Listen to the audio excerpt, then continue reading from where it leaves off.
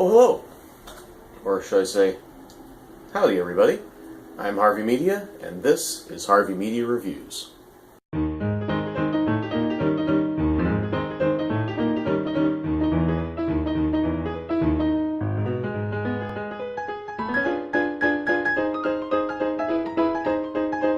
Welcome back everybody to the brand new Harvey Media Reviews office. Set still in progress, not sure what I think of it quite yet, but I'm looking forward to any suggestions that you guys might have out there. But let's cut through all the bullcrap and go directly to the topic of today's discussion. That being the Nightmare on Elm Street franchise. Freddy Krueger is the main character of a slasher film franchise called Nightmare on Elm Street. The basic plot of the franchise is that Freddy Krueger was a child murderer and a possible child molester. You know what, screw it, he was a child molester. There's really no way to get around that. He was in fact arrested and put on trial for his crimes, however, because of a technicality, he was let off and all charges were dropped. The parents of the children in town all got together, they discussed how unhappy they were with the ruling, and then decided to do the sane, rational thing of running off and burning Freddy Krueger to death in an old warehouse where he used to take the kids. But a few years later, after many of the Elm Street children had grown up, many of them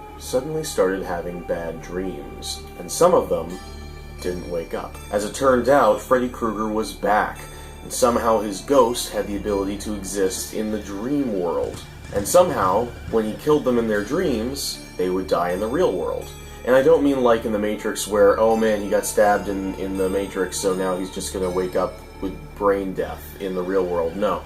I mean like, if he cuts you with a knife in the dream world, you get the same exact cut on yourself in the real world. Now, originally, this film was just a one-shot horror film made by the late, great Wes Craven. It was based on a real-life story in which a bunch of people started having nightmares and eventually started dying one by one. Yes, Nightmare on Elm Street is based on a true story. Good luck sleeping tonight.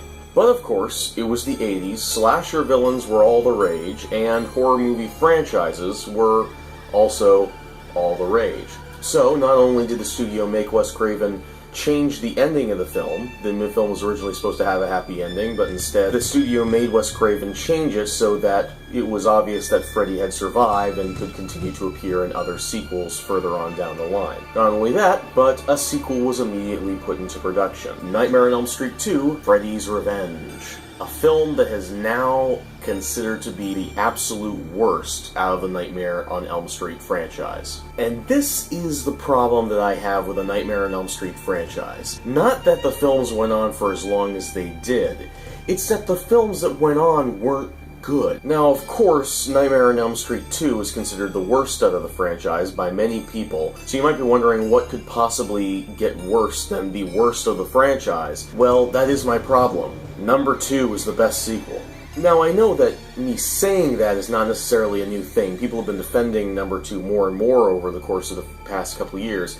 But the reason why I defend it is a little bit different than the reason why most people defend it. A lot of people say that number 2 is not exactly good, but it's interesting in that it's actually about homosexuality and coming out. For those of you who don't know, in the second film, Freddy has a different plot. He invades the dreams of one particular kid, a kid who's new on the block, and he decides to take him and use him. He's tired of existing in the dream world, you see. So he decided to drive this kid insane, slowly over a period of time, until finally he himself, Freddy Krueger, can possess his body and enter the real world and start killing the Elm Street kids all over again. A lot of people see the stuff that this kid goes through in letting out his inner serial killer to be analogous of him letting out his inner gay. And I have to say, for those of you who think that this is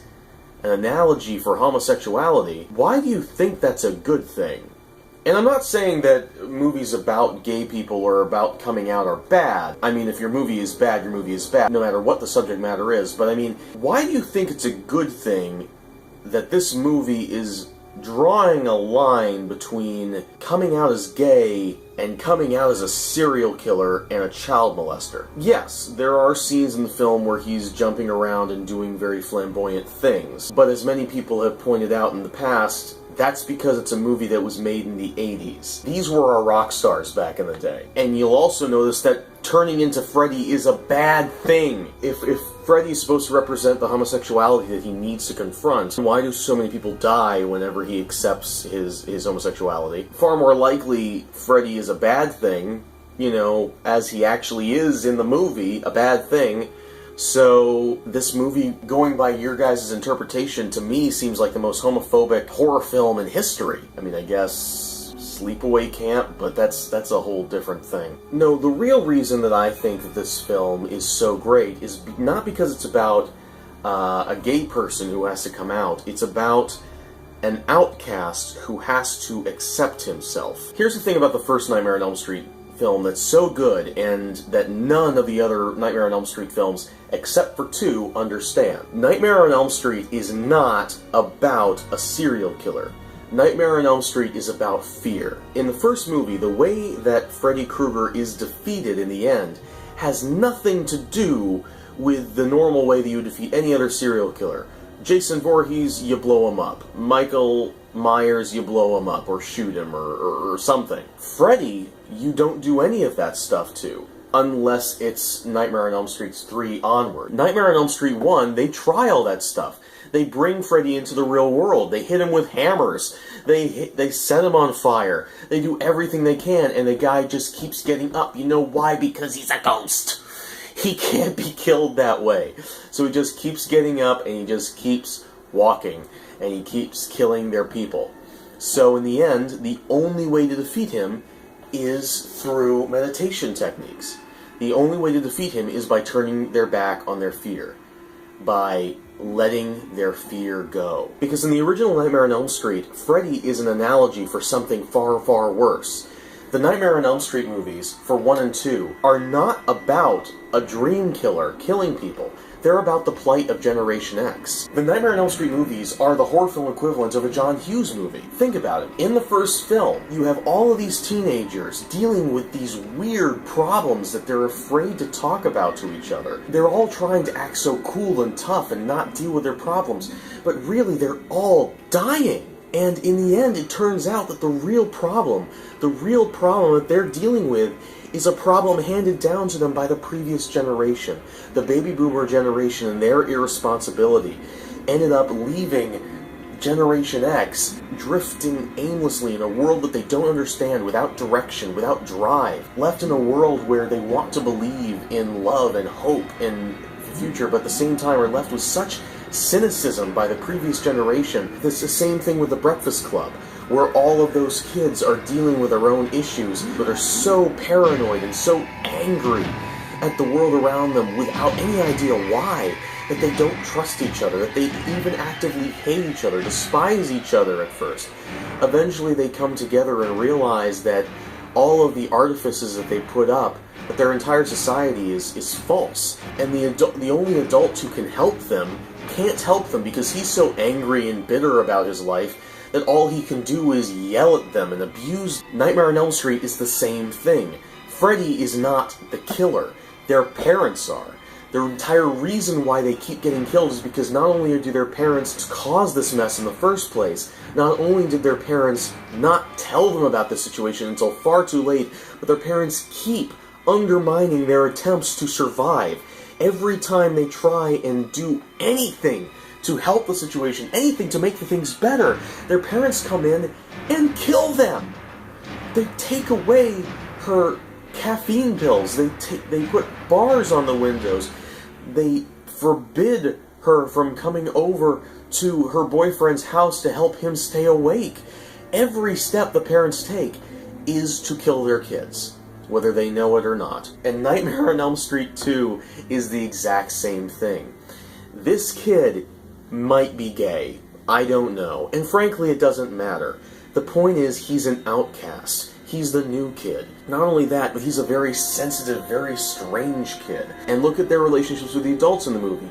The mother is concerned, but a wet fish. The father is also concerned, but he believes that everything can be fixed just by beating his son into submission, telling his son to man up, and that's what's going to fix all of his problems. The gym teacher is a gay, S&M-loving pedophile. who loves making the boys sweat for his own amusement and then goes to leather bars. Freddy is able to grow inside of this kid by exacerbating his feelings of alienation among his peers, by making him feel awkward about sex, by making him feel awkward around his parents. We don't know how much of this film happens in real life or happens inside of his head. Most of this film could all exist inside of a dream. That's another thing that's brilliant about this movie. You don't know what's reality. In the end, Freddy enters the world, but everyone complains, well, why would Freddy want to do this? This doesn't make any sense for his character.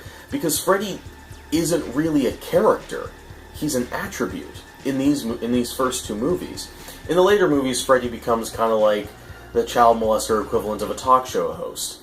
You like that, Paul? You like that? Okay, well, today we're going to touch some children. Why do people like this guy? Freddy Krueger is not intended to be the hero of the franchise. He's not even intended to be a character. He is simply a force of nature. He is fear personified. In the end of this movie, the only thing that can save our hero is this girl that he's friends with. It doesn't even have to be a romantic relationship. They play it as one, but it doesn't have to be. And I don't even really think that it really is one by the end of the movie. She does kiss him, but it's not as much about kissing as it is or sex. It's about accepting each other. Because in the end of the day, they realize that the only way that they can survive is not by looking to the previous generation, but by looking to themselves. They have to make the world what they're going to make it. They have to accept each other before they can do anything. So in the end, the two of them decide to love each other, and that gives them the confidence to cast away their fears. That's why I think that Nightmare on Elm Street 2 is not only decent, it's not only not the worst in the franchise, but is a legitimately good movie. In terms of sticking to the concept of the first film and in upping the ante of the franchise, number 2 does it better than any other film in the entire Nightmare on Elm Street canon. And yes, I am still waiting for that Nightmare on Elm Street Breakfast Club crossover. I'm Harvey Media, and I'll see you all later.